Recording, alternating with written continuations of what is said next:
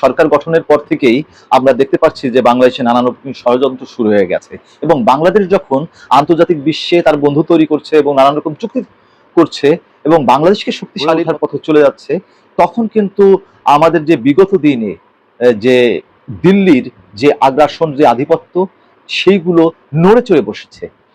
বাংলাদেশ ভৌগোলিকভাবে এমন একটা অবস্থানে আছে যেখান থেকে ভারত কখনো চিন্তাও করতে পারবে না এটা দখলের, কিন্তু তারা তো ষড়যন্ত্রটা করতে পারবে। কিন্তু সেই ক্ষেত্রে আসলে বাংলাদেশ কি করছে?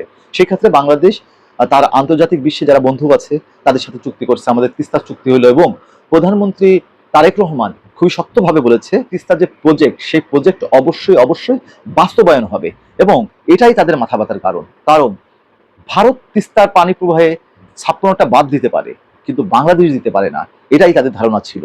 সেই ধারণা ধুয়ে মুছে গেছে এবং তাদের যেই বাংলাদেশ নিয়ে যে পলিসি, সেটা লন্ডভন্ড হয়ে গেছে। পাশাপাশি তারা এখন ষড়যন্ত্রের পথে নেমেছে। সার্বভৌমত্ব আন্দোলন থেকে আমরা একটা কথা খুব সুস্পষ্টভাবে বলতে চাই যে এই রাষ্ট্র আমাদের, এই রাষ্ট্রের পক্ষে আমরা আন্দোলন সংগ্রাম করেছি, ১৭ বছর মাঠে ছিলাম।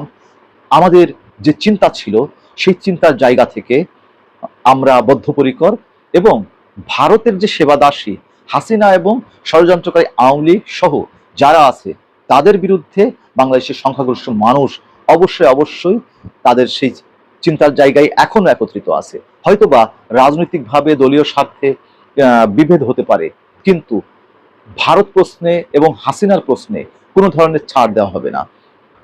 আর একটা ব্যাপার দিল্লিকে সবসময় মাথায় রাখতে হবে যে তারা যেন ভুলেও বাংলাদেশের বিরুদ্ধে আগের সেই পলিসির মধ্যে দিয়ে না যায়। কারণ ভারতের ভিতরেই বিচ্ছিন্নতাবাদী আন্দোলন আছে, ভারতের ভিতরেই তারা অনেকগুলো রাষ্ট্র কিন্তু তারা দখল করে নিয়েছিল ৪৭-এর পর থেকে, যেমন জুনাগড়, আপনার গোয়া, সিকিম, হায়দ্রাবাদ, পাশাপাশি কাশ্মীর।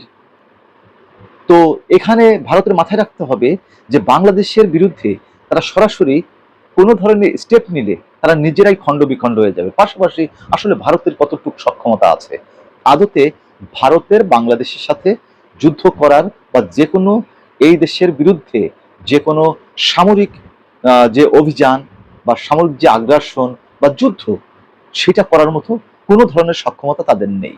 কারণ তাদের অর্থনীতি তো দুর্বল অবস্থানে আছে।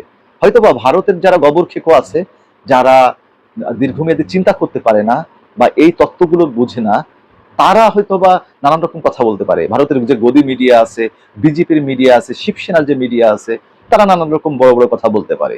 তো সামনের যে খেলাটা হবে সেটা হলো চীনের সাথে আমাদের যে ট্রেল যোগাযোগ এবং রাস্তা সড়ক যে যোগাযোগ, এইটা যদি হয়ে যায়, যদি আমরা প্রযুক্তিগতভাবে তাদের সাথে বাণিজ্যিক চুক্তিগুলো ঠিকঠাক মতন হয়, তুরস্কের সাথে আমাদের যে সম্পর্কটা বিল্ড আপ হয়েছে এবং মিডিল ইস্টের সাথে যদি আমাদের সম্পর্কগুলো এগিয়ে যায়, আমরা যদি সাউথ এশিয়ান পলিসি, ইন্দোচীন পলিসি এবং সেভেন সিস্টার্স পলিসি বাস্তবায়ন করতে পারি, তো আগামী ১০ বছরের মধ্যে বাংলাদেশ একটা সেরা দেশে পরিণত হবে, উন্নত রাষ্ট্রে পরিণত হবে এবং সেই জায়গায় ইন্ডিয়া ১০ বছর টিকবে কিনা সেই ক্ষেত্রে আমাদের সন্দেহ আছে। তাই এখন উচিত ইন্ডিয়ার নিজেদের চরকায় তেল লাগানো, বাংলাদেশ নিয়ে তাদের কোনো ভাবনাই ভাবা উচিত না। হ্যাঁ, এই জায়গায় ভারতের সাথে বা দিল্লির সাথে আমাদের স্বার্থের সমান সমান স্বার্থের সম্পর্ক তৈরি হতেই পারে। কারণ ইন্ডিয়া থেকে আমরা কখনো ফ্রিতে কিছু নিই না এবং ইন্ডিয়ার যে শর্ত আছে সেগুলো আপনাদের মাথায় রাখতে হবে। বাংলাদেশে ইন্ডিয়া যে লোন দেয় বা যে প্রজেক্ট দেয় তার বিনিময়ে কিন্তু তারা টাকা নেয় না, তারা এর বিনিময়ে বিগত দিনে তারা ওই দেশের উচ্চ রেটে পণ্য দিয়েছে।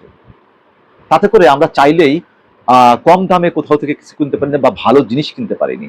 তো ব্যাপারটা এখানেই বাংলাদেশ আস্তে আস্তে তার পূর্ণাঙ্গ সার্বভৌমত্ব ফিরিয়ে আনবে এবং বাংলাদেশ একটি শক্তিশালী রাষ্ট্রতে পরিণত হবে যদি আমরা সবাই মিলে সেই কাজে হাত লাগাই। সার্বভৌমত্ব আন্দোলন থেকে অনুরোধ থাকবে, আগে বাংলাদেশ, বাংলাদেশি, আমাদের বাংলাদেশের উন্নয়নই আমাদের মূল লক্ষ্য হতে হবে। ধন্যবাদ।